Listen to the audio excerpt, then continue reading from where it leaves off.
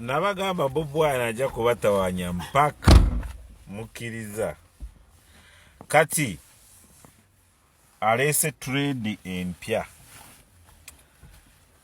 akubuulirirawo wali ekitabadde mu NRM yange.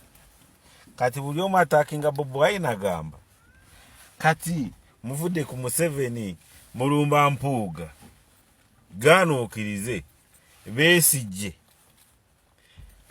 Mama Mbabazi nabo opposition abalala abanene baali tibalina mugongo ogwogera ku bantu ababalyamu enkwe. Kati Besigye yali tasobola kuvaayo ayatulire abaali bamulyamu enkwe nga Banandala Mafaabi nga ba Amuriat. Si yaleta Amuriat. Kati Bobi Wine nga bwolaba ngu buli omu kati ayogera eggaali yabyogera ne Katikkiro ayogera eggaali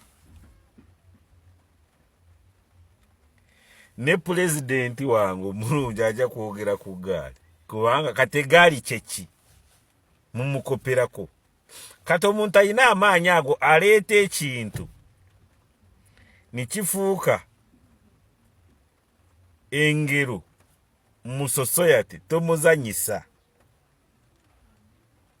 Kati saawa zino politics wa Bobi Wine na ye gwe bayita n'amwatulira. Kati mpuuga n'obwokora otya? Kubanga bw'oba wasisinkananga bali mu gavumenti wagendangayo nga muzimu nedda baakulabanga. Kati golowooza tibabyogera n'ekyokubiri saawa zino ekikukankanya omusajja yategeera ddi ngu nze nasibisa abaana kubanga gwe weebuuze mwali kalangala gwe nga leader of opposition mu kiseera ekyo Nuupu etadde NRM ku kazito. Gwe nga leader of opposition Mpuuga lwaki tibaakwata gwe?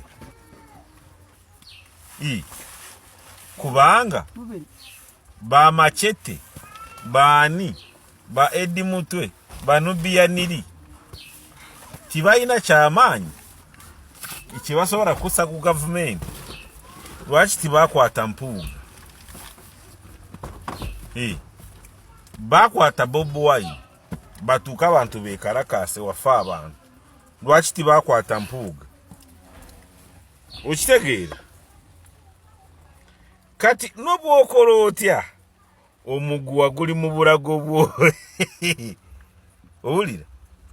Jo wakoze press conference noyita Bobi Wine Yungwe.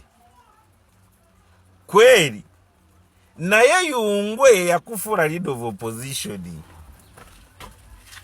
Believe or not, CV yo eriko omukono gwa Bobi Wine. Kati Mpuuga ensi yakuvaamu kubanga kati Mpuuga we wawagamba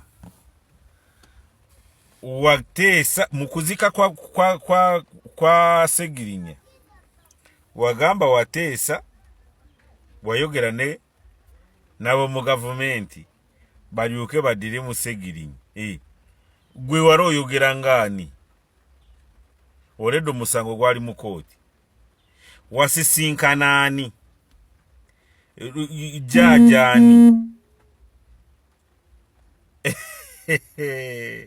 Gwe wabyeyogerera kati kabakuba katandaaro. Kati muva mu byamanya bakute Eddie Mutwe kati muva mu kumulamu abakibi nedda.